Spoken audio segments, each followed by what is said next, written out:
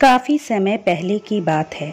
प्रतापगढ़ नाम का एक राज्य था। वहाँ का राजा बहुत अच्छा था, मगर राजा को एक सुख नहीं था। वह यह कि उसकी कोई संतान नहीं थी और वो चाहता था कि अब वह राज्य के अंदर किसी योग्य बच्चे को गोद ले ताकि वह उसका उत्तराधिकारी बन सके और आगे की बागडोर को सुचारू रूप से चला सके।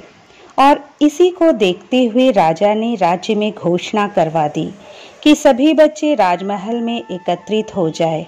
ऐसा ही हुआ। राजा ने सभी बच्चों को पौधे लगाने के लिए भिन्न भिन्न प्रकार के बीज दिए और कहा कि अब हम 6 महीने बाद मिलेंगे और देखेंगे कि किसका पौधा सबसे अच्छा होगा।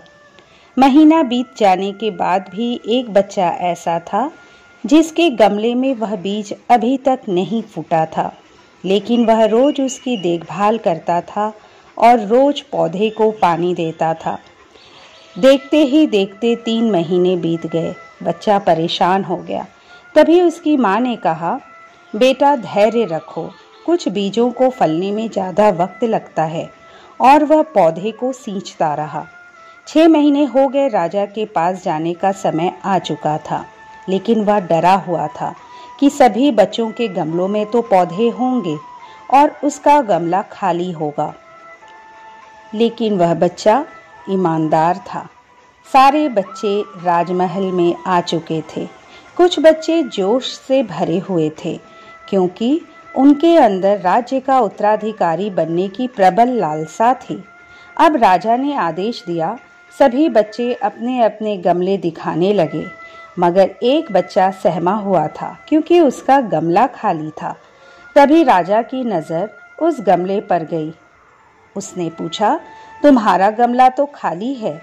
तो उसने कहा, लेकिन मैंने इस गमले की 6 महीने तक देखभाल की है। राजा उसकी ईमानदारी से खुश था कि उसका गमला खाली है, फिर भी वह हिम्मत करके यहाँ आ तो गया। सभी बच्चों के गमले देखने के बाद राजा ने उस बच्चे को सभी के सामने बुलाया। बच्चा सहम गया और राजा ने वह गमला सभी को दिखाया। सभी बच्चे जोर से हंसने लगे। राजा ने कहा, शांत हो जाइए, इतने खुश मत होइए। आप सभी के पास जो पौधे हैं वह सब बंजर है। आप चाहे कितनी भी मेहनत कर ले, उनसे कुछ नहीं निकलेगा। लेकिन असली बीज यही था। राजा उसकी ईमानदारी से बेहद खुश हुआ और उस बच्चे को राज्य का उत्तराधिकारी बना दिया गया। लेकिन हमें इस कहानी से क्या सीखने को मिला? मेरे हिसाब से अपने अंदर ईमानदारी का होना बहुत ज़रूरी है। हम खुद के साथ ईमानदार हैं तो जीवन के किसी न किसी पड़ाव में सफल हो ही जाएंगे।